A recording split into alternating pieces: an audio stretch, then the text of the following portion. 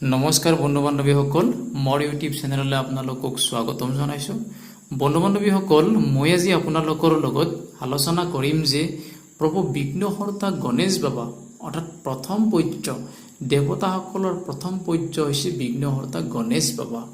আৰু যিকোনো পূজা কৰাৰ আগতে যদি গণেশ বাবাক পূজা অৰ্চনা কৰা নহয় তেতিয়াহ'লে আমাৰ সেই পূজা সফল নহয়।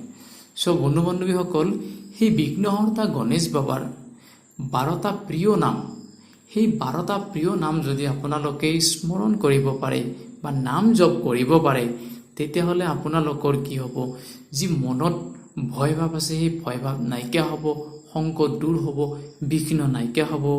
লগতে যিসকলে ধন লাভ কৰিব বিচাৰে তেওঁলোকে ধন লাভ কৰিব পাৰিব, বিদ্যাৰ্থীসকলে বিদ্যা লাভ কৰিব পাৰিব। লগতে যিসকলে সন্তানৰ ইচ্ছা প্ৰকাশ কৰে তাৰ সন্তান প্ৰাপ্তি কৰা লোকসকলে সন্তান প্ৰাপ্ত কৰিব পাৰিব।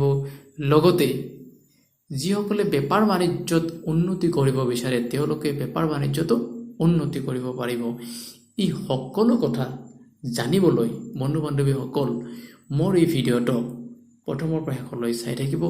আহকচোন বন্ধু বান্ধৱীসকল, তেতিয়াহ'লে সেই গণেশ বাবাৰ 12টা নাম কি কিনো জানি লয়।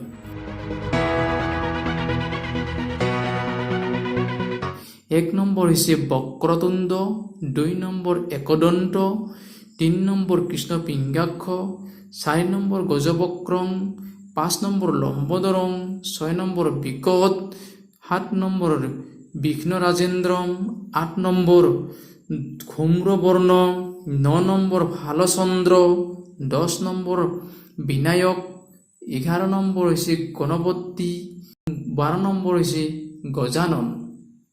ইয়াৰ উপৰিও যদি আপোনালোকে গণেশ বাবাক ওম গম গণেশাই নম বুলি কৈ এটা বন্দিয়া লাড়ু অৰ্পণ কৰি ওম জ্ঞানাই নম বিজ্ঞানাই নম বুলি কৈ হাতযোৰ কৰি প্ৰণাম কৰি ওম খৰ্বং স্থলতনুং গজেন্দ্ৰ বদনং লম্বোদৰং সুন্দৰং পশ্যনন্দ নমগন্ধলুব্ধ মধুপৈপ্পা ললগন্ধ স্থলম দন্তাখাত বিদাৰিতা ৰিৰুধিৰয়্য সিন্দুৰ সভাকৰম বন্দে শৈলহোতা সত্যং গণপতিং সিদ্ধিপদং কামদম ওম গুং গণেশাই নম বুলি কৈ প্ৰণাম কৰি হে প্ৰভু বিঘ্নহৰ্তা গণেশ বাবা, মই আপোনাৰ চৰণত প্ৰণাম জনাইছোঁ যাতে মোৰ সকলো দুখ কষ্ট দূৰ কৰি দিয়ে, মোৰ যেন মনোকামনা পূৰ্ণ কৰে বুলি চৰণ লয়, তেতিয়াহ'লে মানুহে জীৱনত বিভিন্ন সুখ শান্তি লাভ কৰিব পাৰে।